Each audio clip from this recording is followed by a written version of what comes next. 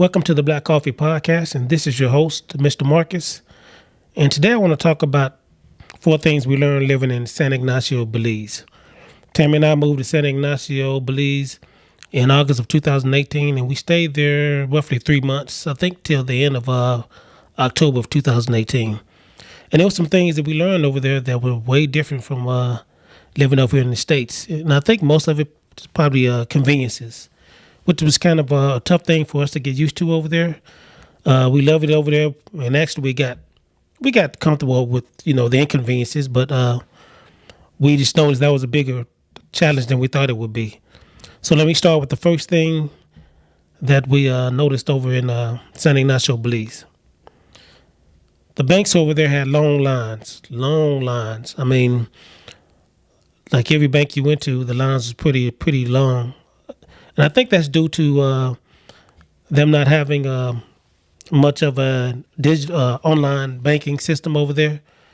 And I think that's why most of the lines were long. Although before we left, they really tried to upgrade their online banking. But I still don't think people over there was as comfortable as, walking up to the bank, because that's how they've known probably most of their life, is walking up to the banks and handling their financial affairs at a bank. So we noticed all the banks had long lines, especially on Saturday mornings. The line would be long. And the banks that we went to was Heritage Bank, Atlantic International, and Scotia Bank. Now, an Atlantic International Bank, that bank really didn't work for us. We tried our ATM cards there, and no matter what card we tried, we really didn't have that much luck with it may have worked one time that we can dispense money from that ATM. Heritage Bank, it was a little bit more stable. We were able to go there and get money out around the corner from where we stayed off of Bullet Tree Road. So we were able to go there and get money out. Rarely that it wouldn't give us money, but most of the time it would give us dispense money to us. Now, Scotia Bank is the bank that we really enjoyed going to, because Scotia always dispenses money, and we never had any problems dispensing money from the ATM. So out of the 3, I would advise, if you go to San Ignacio, Belize, and you're from the States or Canada or wherever, go to Scotia Bank, because that's the most reliable bank that's going to dispense you funds out of the ATM.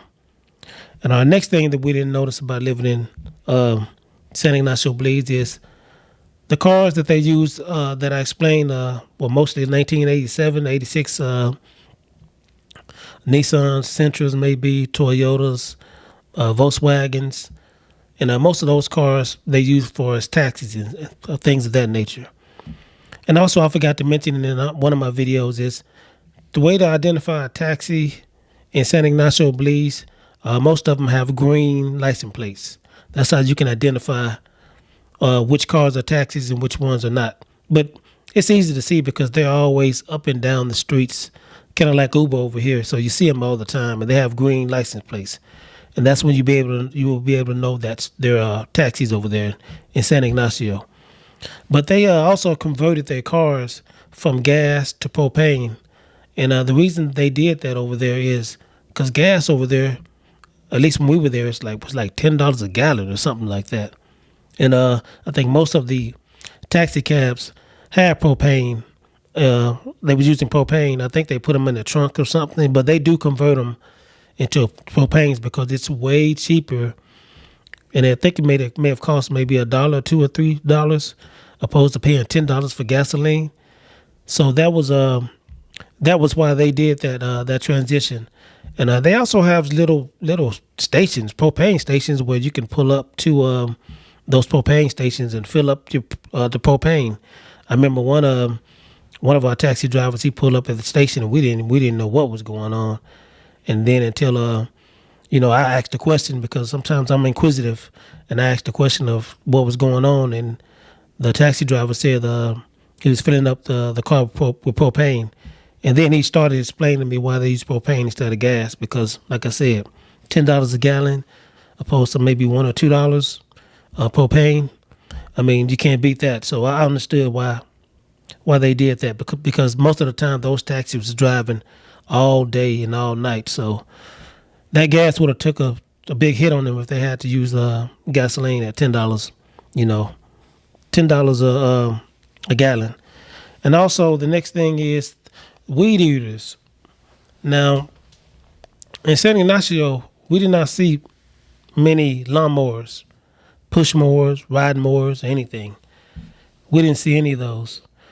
When the guy came to our house and to cut our grass, he used the weed eater to cut the whole yard.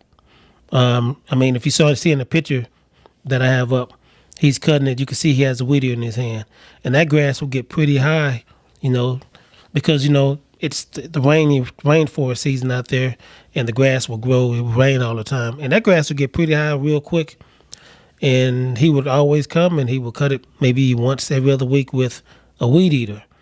And as we navigated around San Ignacio, we noticed that every time somebody was cutting grass, it would be with a weed eater.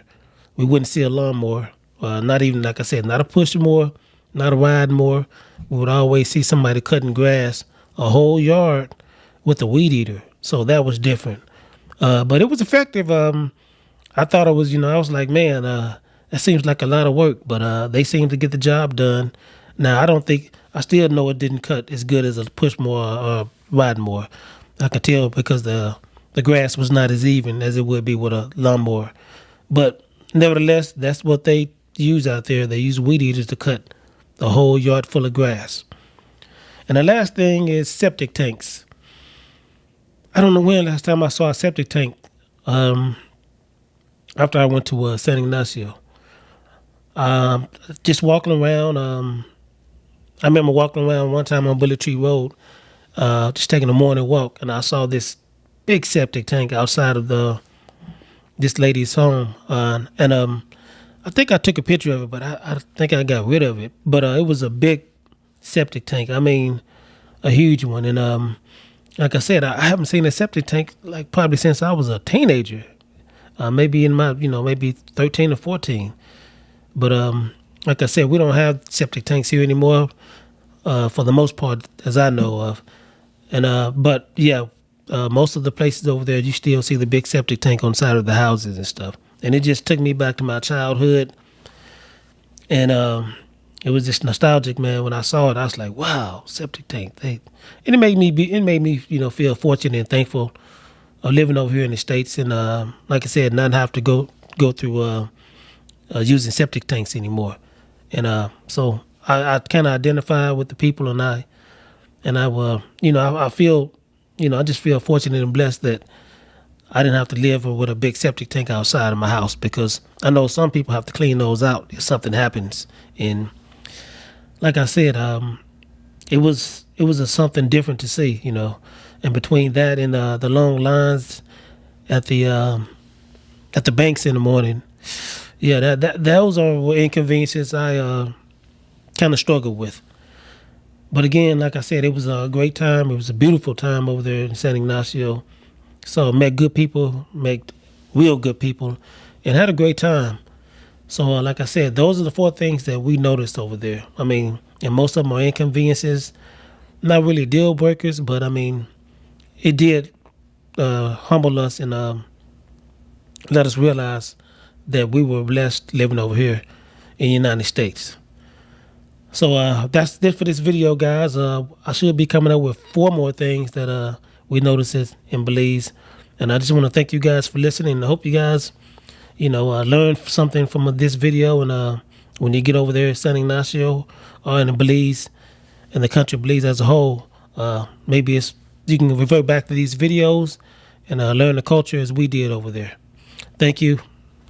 Peace.